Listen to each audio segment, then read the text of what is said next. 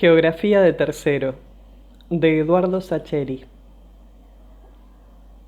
Apenas la vi, sentí que me hundía en una especie de pozo sin fondo, en un vértigo de piedras y plomos recién tragados que me llenaron el estómago. O tal vez fue una sensación más brutal, más primitiva, más parecida al más simple de los pánicos. Y lo otro, el peso feroz en las tripas y el vértigo de abismo aparecieron después, cuando ella desapareció de mi vista y pude sentarme en un banco de ese parque inmenso y quedarme con los ojos clavados en el pasto y la cara vacía durante minutos interminables. Ella ni siquiera me había mirado. No me había visto, pero yo me sentía como desnudo delante de una multitud. Y lo peor de todo era justamente comprobar el poder inmenso que, más allá de los años apilados unos sobre los otros, esa mujer conservaba sobre mis emociones. ¿Y si me había equivocado? Sí, era enormemente probable. Debía haberla confundido con otra persona. ¿Cuántos años hacía que no la veía? 20 años, y eso es mucho tiempo. Además, estaba la cuestión de las edades. La última vez que la había visto, yo acababa de cumplir los 18. Y a esa altura, intenté tranquilizarme, uno no tiene un cuidado excesivo en recordar fisonomías. Pero por sobre todo, estaba la cuestión de la edad de ella. ¿Cuántos años podría tener ahora? Traté de volver a 1978. ¿Cuántos años tenía esa mujer en aquellos tiempos? Yo le atribuía entonces 70 u 80, de modo que ahora, un cuarto de siglo después, tendría que ser casi centenaria. Entonces no tenía motivos para angustiarme. Yo me había confundido, y esa mujer no era quien yo había temido. Pero es un razonamiento demasiado frágil. Cuando uno es estudiante secundario, todas las personas que superan los 30 años parecen flotar en una ancianidad vaga y distante. Entonces, si en 1978 esa mujer tenía 50 en lugar de 70, la que acababa de cruzarme en el hall del hotel bien podía ser la de mi pesadilla. Algo muy dentro de mí me instaba a correr a mi habitación, a hablar con Lorena, hacer las valijas y escapar de ese sitio. Lorena tendría que entenderme. Varias veces, durante esa etapa del noviazgo, en la que uno está dispuesto a contar su vida entera, le había hablado sobre esa mujer y sobre el efecto bestial que había ejercido sobre mi vida en la escuela secundaria. Tal vez mi esposa pusiese reparos a la huida. Seguramente iba a decir que yo soy un exagerado, un sentimental, un chiquitín, todas esas cosas que dice cuando mis impulsos la contrarían. Pero ahí sentado, con la respiración todavía entrecortada por la impresión y el disgusto, no me preocupaban demasiado sus posibles reproches mientras aceptase, aún a regañadientes, levantar campamento y volver a Buenos Aires de inmediato. No obstante, si quería contar con un mínimo de argumentos para la tempestad doméstica que estaba dispuesto a desatar, tenía que asegurarme de que esa mujer que acababa de cruzarme en el hotel era quien yo creía que era. A regañadientes tuve entonces que incorporarme y atravesar el parque hacia el edificio principal del que prácticamente había escapado un rato antes. La mujer que me había espantado iba hacia el bar, de modo que hacia allí dirigí mis pasos con una piedra en la garganta. El lugar resultó estar casi desierto, cosa esperable en esa mañana radiante. Muy pocas mesas estaban ocupadas. En un rincón, cerca del ventanal y de espaldas a una de las mejores postales de las sierras, estaba esa mujer de espaldas a la entrada. Leía un libro y apoyaba la sien sobre la mano izquierda. Ocupé una mesa detrás de ella y pedí un café. El primer indicio que me sacudió fue el perfume. Apenas me senté, me golpeó el mismo olor cítrico y penetrante que dejaba flotando en el aula, cuando recorría amenazante los pasillos entre los pupitres. El segundo signo fue el golpecito tenaz sobre la mesa. No veía sus manos, pero no hacía falta. Me bastaba el toque regular, cronométrico, patibulario, que producía su lapicera fuente al toparse con la mesa. 5 segundos exactos entre golpe y golpe, y entre medio apenas un silencio de tumbas. Me ahogué en un sudor horrorizado y quieto. Bajé la cabeza, clavé los ojos en mi propia mesa y miré el reloj de soslayo con un subrepticio movimiento de mi muñeca izquierda.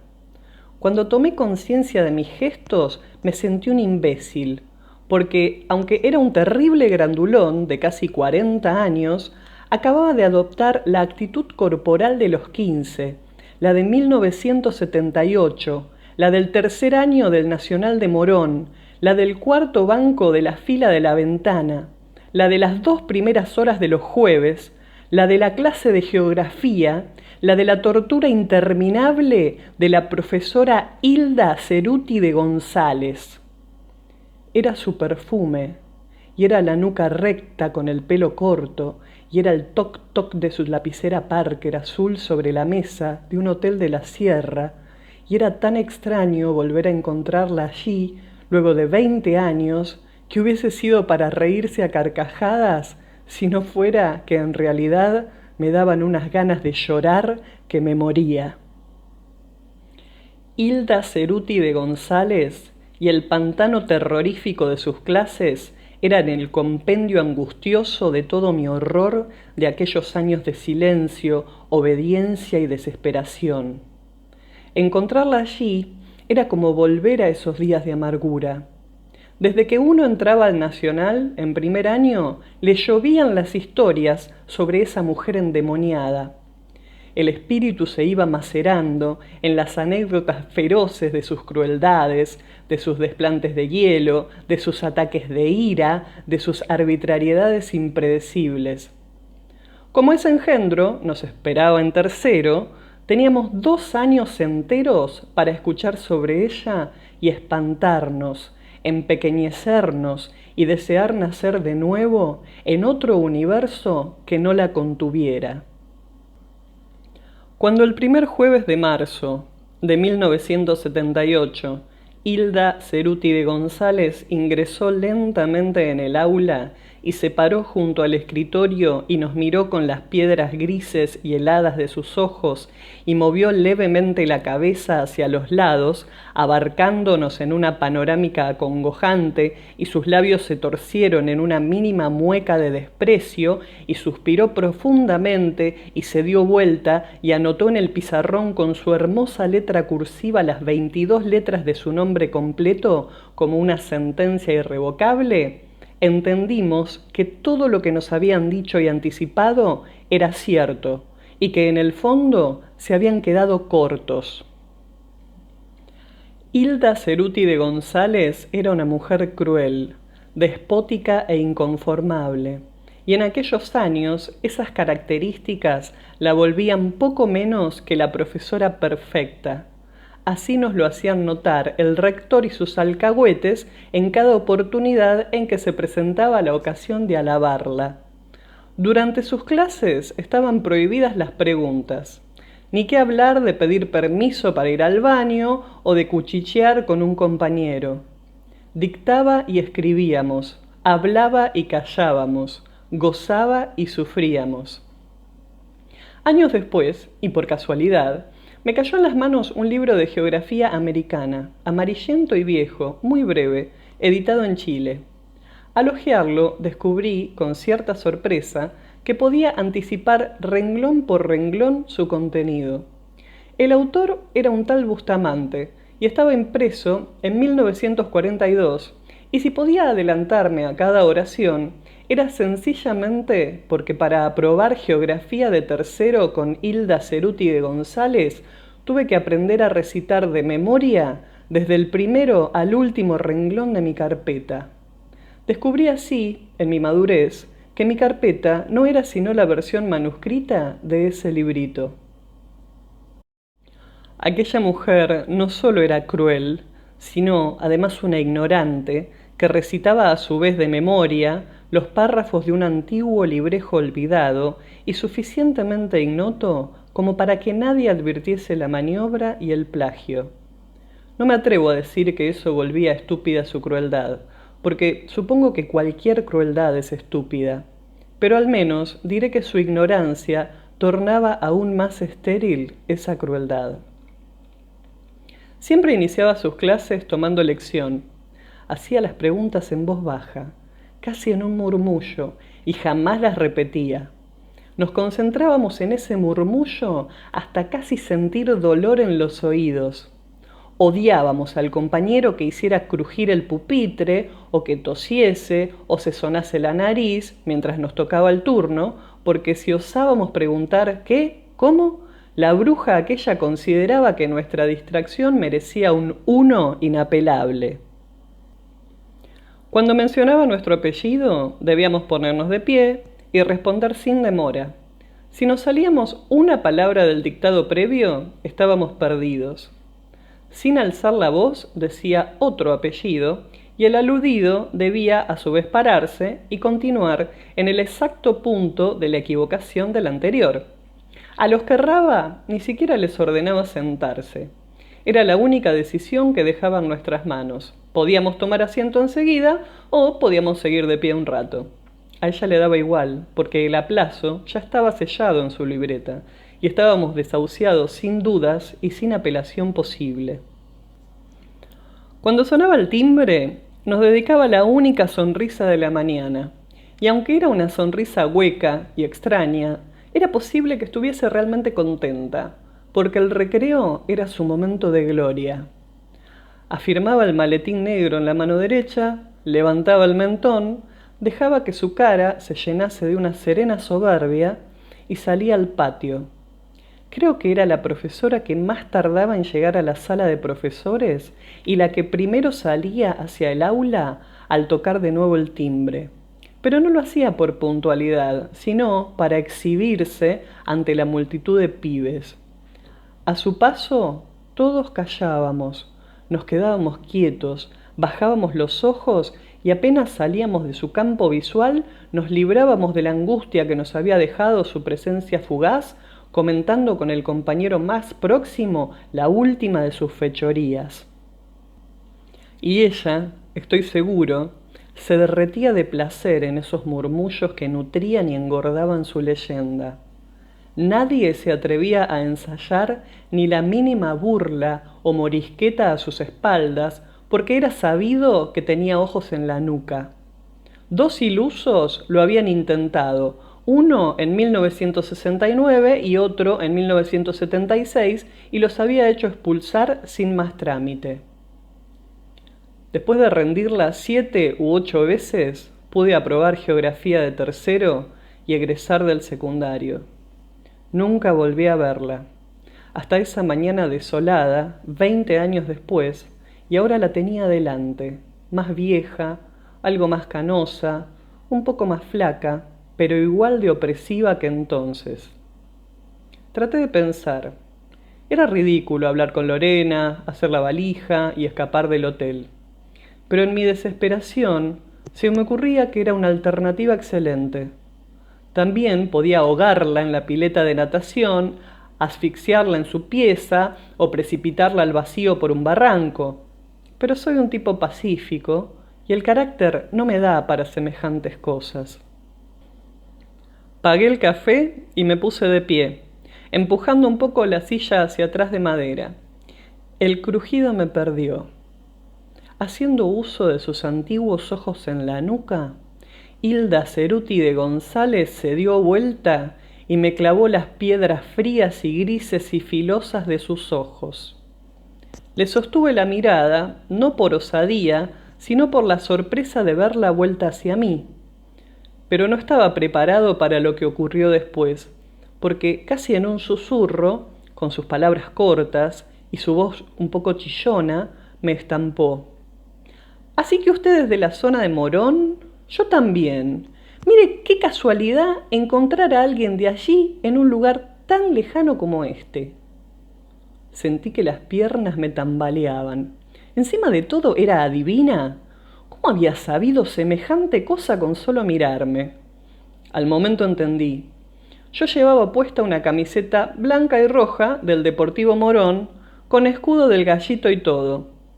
A mí el fútbol me interesa poco y nada, pero mi hijo es todo un fanático y me la regaló para Navidad y yo la había traído cándidamente a 800 kilómetros de mi hogar solo para que esa bruja pudiera identificarme. Le respondí atropelladamente que sí, que había nacido y crecido en Morón. Apenas concluí, deseé haberme mordido la lengua. ¿Y en qué colegio hizo usted el secundario? Guardé silencio. Era la oportunidad de mentir y librarme de ella. Al fin y al cabo no era tan grave. Había sido una conversación de medio minuto. Podía salir al sol, podía caminar hasta el arroyo, podía aflojarme nadando un buen rato en la pileta. En algún momento me libraría de su perfume penetrante y de los alfileres de sus ojos grises. Era la decisión más simple. Pero a veces la simpleza no me satisface. Casi desconociéndome, respondí lentamente que era egresado del Nacional. La vieja acreció su interés. Soltó la lapicera y me hizo un gesto para que la acompañara en la mesa. Era mi última oportunidad para huir, pero se me cruzaron por la cabeza 2 o 3 de sus crueldades más sórdidas y las caras de mis mejores amigos de entonces, y rechacé la tentación. Le estreché la mano, le dije mi nombre y me senté frente a ella. No habló enseguida. Se tomó un minuto para verme y tratar de ubicarme. Repitió mi nombre buscando una clave que le permitiera encasillarme. Me entristeció un poco que no lo lograra. Así, en ese olvido, era como si la humillación y la angustia y el terror que esa mujer me había provocado en la adolescencia tuviesen todavía menos sentido, porque ni siquiera había sido algo personal, algo propio, algo mío. No me lo había hecho a mí, simplemente era uno más en un hormiguero de rostros iguales y anodinos, y ahora, si me había invitado a sentarme, era seguramente para escuchar de mis labios el recuerdo del terror y de la desesperación y disfrutar por un momento de su antigua y bien ganada fama de hija de puta. Sonrió apenas, con un costado de la boca, la dio apenas la cabeza y se presentó. Bueno, le cuento que yo soy Hilda Ceruti de González. No dijo más. Yo sentí que solo faltaba el sonido de la tiza contra el pizarrón dibujando las 22 letras de su nombre. No dijo más y se limitó a esperar mi reacción. Era evidente que la soberbia no la había abandonado.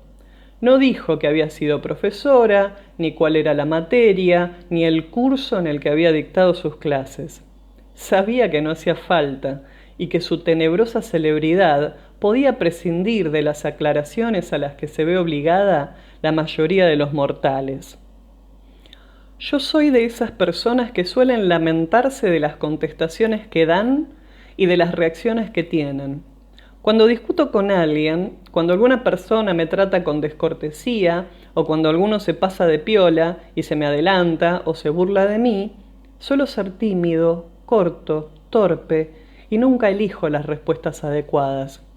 Por supuesto que después me arrepiento de mi estupidez y se me suelen ocurrir respuestas ingeniosas capaces de desarmar a mis rivales, pero ya es tarde, nunca se me ocurren en el momento oportuno. Lo raro de aquel encuentro fue el modo en que actué, fue tan espontáneo como siempre, pero mucho menos torpe que de costumbre, como si de pronto hubiese aprendido cómo tratarla. Cuando la mujer cayó y se dedicó a esperar mi reacción, sostuve su mirada, le sonreí también imitando su mueca y me limité a preguntarle: ¿perdón? La vieja tuvo un ligerísimo sobresalto, pero se compuso. Ya no sonreía cuando repitió: Hilda Ceruti de González. Entrecerré los ojos, sonreí más francamente y moví ligeramente la cabeza hacia adelante, como invitándola a que se soltase y hablara con comodidad. Permanecí majestuosamente callado. La dama empezaba a parecer impaciente. Disparó una frase breve y cortante, como si no estuviese del todo dispuesta a transigir con mi imbecilidad. La profesora de geografía de tercer año. Ah, fue toda mi respuesta. Me mordí brevemente el labio, con los ojos todavía semicerrados, mientras seguía observándola, como haciendo un esfuerzo por recordarla. Mantuve mi sonrisa leve, un poco porque convenía a mi papel de hacerme lotario, y otro poco porque verla incómoda era una sensación nueva y agradable. Cuando habló, sus ojos parecían más fríos que nunca, y sus labios se habían puesto rígidos en su característica mueca de disgusto. ¿En qué época estudió usted en el Nacional? ¿Del 76 al 80? ¿Por? Bueno, la mujer vaciló, porque en esos años yo dictaba clases en todos los terceros. Comprendo, comprendo. No dije más, porque el silencio que siguió era embarazoso y a mí me encantaba que resultara así. Al verla tan tensa, me envalentoné y seguí. Qué raro, ¿no? Porque con mis compañeros nos reunimos todos los años, mentí. Y casualmente hicimos una cena para las fiestas, seguí mintiendo. Y nos pusimos, naturalmente, a recordar anécdotas del colegio, usted sabe, chiquilinadas, líos, personajes de entonces, culminé mi fábula. Claro, claro, por supuesto. Aunque trataba de que no se le notara, la vieja estaba ansiosa por conocer su papel en esos recuerdos. Siempre somos los mismos, ¿sabe? Unos 20. No creo que usted recuerde los apellidos. Siempre van Arispe, Buttelman, Celaya, Rincón y algunos más. Sí, sí, claro que los recuerdo. Seguro que te los acordás, vieja turra, pensé para mis adentros. Había elegido los apellidos de los tipos más destacados del curso, o por capaces o por alcahuetes, pero esos apellidos célebres que todos los docentes recuerdan por años como para dar verosimilitud al engatusamiento. Me reí tímidamente, con la mirada perdida en el ventanal, como quien recuerda algo muy gracioso. Tantos recuerdos, tanta gente. Debo confesarle que a unos cuantos profesores le sacamos el cuero, se imagina, ¿no? La vieja pareció recuperar algo de aquella gallardía sanguinaria con la que recorría el patio durante el recreo mientras cosechaba murmullos y pánico. Pero yo la tenía en un puño y no estaba dispuesto a soltarla. Hablé de todos los profesores que pude. Mencioné a los viejos venerables y a algunos jovencitos y jovencitas a los que metódicamente hicimos la vida imposible. Evoqué a unos por su sabiduría, a otros por su rigidez o por su mal carácter. A medida que hablaba, sentía una sensación extraña. Me sorprendió notar con cuánto detalle los recordaba a todos, con sus nombres y sus rasgos y sus cosas. Era como si una vez levantada la lápida de aquella anciana odiosa, los otros recuerdos de mi secundario lograran salir en libertad, ufanos y simples. Para terminar, hablé de Aguirre, el de literatura, que era un maestro en todo el sentido de la palabra, y la emoción que me asomó a los ojos fue tan sincera que estuve a punto de rematar su evocación con un exigente, sabio y apistoso, y no un hijo de tal por cual como usted, pero me contuve a tiempo. Cuando callé, la vieja tardó en hablar. Al fin lo hizo, y su voz era mucho más opaca que al comienzo.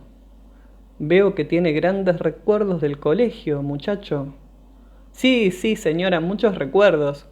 Y como si me hubiese percatado de una grosería, me apresuré a agregar, aunque ahora que lo pienso, creo que recuerdo que usted fue nuestra profesora.